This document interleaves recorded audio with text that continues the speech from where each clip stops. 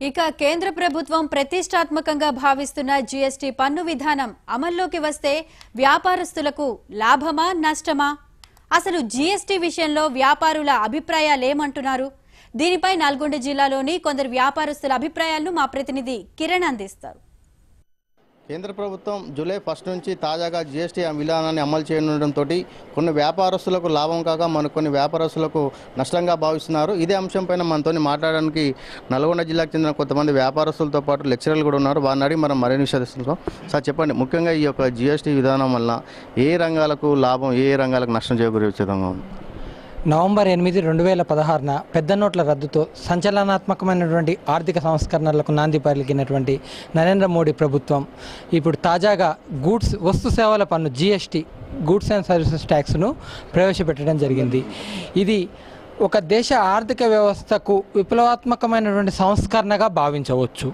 ముఖ్యంగా చూసినట్టయితే దేశ ఆర్థిక సంస్కరణకు సంబంధించి జీడిపి జీఎస్టీ ప్రవేశపెట్టడం వల్ల గ్రాస్ డొమెస్టిక్ ప్రొడక్టివిటీ అంటే స్థూల దేశీయోత్పత్తి 2% వరకు పెరిగే అవకాశం కూడా ఉంటుంది. అయితే ఈ జీఎస్టీ అమలు చేసేటప్పుడు రాష్ట్ర ప్రభుత్వాలకు ఎన్నో రకాల ఇబ్బందులు తలెత్తుతున్నాయి. అయితే జీఎస్టీ అమలు చేసేటప్పుడు రాష్ట్ర ప్రభుత్వాలకు ఎదురయ్యేటువంటి ఇబ్బందులను కూడా కేంద్ర ప్రభుత్వం తొలగించాల్సిన అవసరం ఉంటుంది. ముఖ్యంగా కొన్ని రకాల పారదర్శకంగా వ్యాపారం చేసేటటువంటి వ్యాపారస్తులకు, వస్త్ర వ్యాపార పరిశ్రమలో ఉండే వాళ్లకు, వస్త్ర వ్యాపారస్తులకు జీఎస్టీ అమలు వల్ల ఎన్నో రకాల ఇబ్బందులు తలెత్తుతూ ఉంటాయి. అయితే ఈ జీఎస్టీని పారదర్శకంగా అమలు చేసేటప్పుడు ఏంటంటే ఈ యొక్క వ్యాపారం చేసేటువంటి వాళ్లకు అయ్యేటటువంటి ఇబ్బందులను తొలగించుకుంటూ ముఖ్యంగా జీఎస్టీని ప్రవేశపెట్టడం అనేది ఉంటుంది. ముఖ్యంగా ఈ జీఎస్టీ అమలు వల్ల ఏంటంటే ఒకే దేశం ఒకే పన్ను విధానం అన్నటువంటి ఉద్దేశంతో 17 రకాల పరోక్ష పన్నులను ఒకే పన్ను విధానం కింద ప్రవేశపెట్టడం జరుగుతుంది. అయితే కొన్ని ఎలక్ట్రానిక్ వస్తువులు కానీ ముఖ్యంగా వినియోగదారుడు consumer is heart of business, consumer is profit of business, consumer is and asset of business అన్నట్టుగా వినియోగదారుడికి ముఖ్యంగా మనం ఏ వస్తువునైనా చౌకగా అందించాలి. కేంద్ర ప్రభుత్వం యొక్క ఉద్దేశం కూడా అదే.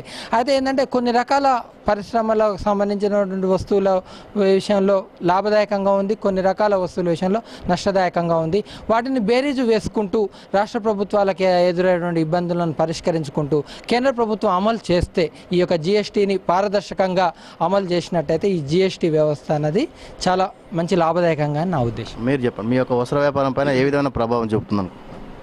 మాది గత 2016-17 నుంచి కూడా జీఎస్టీ గురించి కాంగ్రెస్ ప్రభుత్వం కాంచి కూడా అమల్లోకి వస్తుంది అనేది జరుగుతుంది. ఇప్పుడు మన మోడీ గారు ఈ జీఎస్టీని అమలు చేయడం జరిగింది. రేపు జూలై నుంచి స్టార్టింగ్ అని అంటున్నారు. అయితే మా ఉద్దేశం ఏంటంటే ముఖ్యంగా మానవునికి ఆహారం ఎంత ముఖ్యమో, గాలి ఎంత ముఖ్యమో, వస్త్రం కూడా అంతే ముఖ్యం. ఈ వస్త్రంపై వ్యాట్ విధించడం వలన ముఖ్యంగా ఏమవుతుందంటే వాళ్ళు ఏమంటున్నారు, జీఎస్టీ అంటే జనరల్ గూడ్స్ ట్యాక్స్ అని అంటున్నారు. ఫస్ట్ ఏమన్నారంటే అది ఒక సింగిల్ పాయింట్ మీదనే ట్యాక్స్ అన్నారు. అయితే మన మీటింగ్లో మాకు ఏం చెప్పారంటే 20 లక్షలు దాటితే ప్రతి ఒక్కరు జీఎస్టీ నెంబర్ తీసుకోవాలి, దాని మీద మళ్ళీ మీరు కూడా ఇన్పుట్ అవుట్పుట్ చూపెట్టవలసి వస్తుంది అంటున్నారు. అయితే ఒకసారి మ్యానుఫ్యాక్చర్ దగ్గర ఒక వస్తువు తయారైనప్పుడు రిటైల్ దగ్గర పోయేసరికి కనీసం 5 దగ్గర మారుతుంటుంది. ఇలాంటప్పుడు ఒక 5% కానీ 10% వేసుకున్నా దాదాపు రిటైల్ వాళ్ళ దగ్గరికి పోయేసరికి ఒక 15-20% దగ్గర పోతుంది. అదనంగా 20% ట్యాక్స్ ఎక్కువ పడుతుంది. తర్వాత మా బట్టల దుకాణాలు ఎట్లుంటాయి అంటే ఒక వస్త్రం ఈ రోజు వచ్చిన డిజైన్ తెల్లారి మారేసరికి అది మళ్ళీ మేము సగం ధరకే అమ్మాల్సి వస్తుంది. దీనివలన వస్త్రాలపై విపరీతమైన భారం పడి మేము అమ్మలేక వివిధ పేదవాళ్ళ మీద కూడా బాగా ట్యాక్స్ పడుతుంది. ఇంకా దయచేసి ఈ వస్త్రం మీద మాత్రం జీఎస్టీ మాత్రం తీసేయాలని మేము కోరుతున్నాం. గతంలో ఎప్పుడు కూడా వస్త్రాలపైన ఎటువంటి ట్యాక్స్లు అయితే లేవు ఇప్పటివరకు. ఒకటి ఏంటంటే ఈ వస్త్రం అనేది చాలా ఇంపార్టెంట్ థింగ్. ఈరోజు సమాజంలో ఏదున్నా బట్ట అనేది చాలా అవసరం. సరే, ఓకే. అయితే దీని గురించి ఇప్పుడు మన ప్రభుత్వము మంచి చేయదలుచుకుంటే సంతోషము. కానీ ఇది ఏంటంటే సింగిల్ పాయింట్ ట్యాక్స్ అనేది ఏదైనా ఉత్పత్తి అనే దగ్గర ఒక దగ్గర ట్యాక్స్ ఉంటేనే కొంచెం మంచిగా ఉంటుంది. ప్రతి దగ్గర ఇప్పుడు చేతులు మారుతూ ఉంటే వాళ్ళ ఇన్పుట్ అవుట్పుట్ ఈ విధంగా ఇచ్చుకుంటూ పోతూ ఉంటే ట్యాక్స్ పెరుగుతూ ఉంటుంది. కన్జ్యూమర్ దగ్గరకు వచ్చేసరికి రేట్ ఎక్కువ అవుతుంది. నెక్స్ట్ ఇంకొకటి ఏంటంటే ఈ వస్త్ర వ్యాపారం చేసే వాళ్ళంతా కూడా నిరక్షరాస్యులు ఎక్కువ ఉన్నారు. దీంట్లో ఈ నిరక్షరాస్యులకు ఈ విధమైన అకౌంట్స్ మెయింటైన్ చేయాలంటే కూడా కొంచెం ఇబ్బందికరంగా ఉంటుంది. ప్రభుత్వం ఏదైనా ఒక చర్య చేయాలనుకుంటే ఎటువంటి ఇబ్బంది లేకుండా, ప్రజలకు ఇబ్బంది లేకుండా, వ్యాపారం చేసుకునే వ్యాపారస్తులకు ఇబ్బంది లేకుండా చేస్తే సంతోషకరంగా ఉంటుందని మా యొక్క భావన. మీరు ట్యాక్స్ వేయండి కాదని అంటలేము. కాకుండా ఏంటంటే సింగిల్ పాయింట్ ట్యాక్స్, అసలు యాక్చువల్గా వస్త్రం మీద ట్యాక్స్ అనేది లేదు ఇప్పటివరకు. ఇప్పుడు వేస్తా అంటున్నారు చేస్తున్నారు. మరి ప్రభుత్వం యోచన ఏ విధంగా ఉందో మాకు కూడా అర్థం కాలేదు.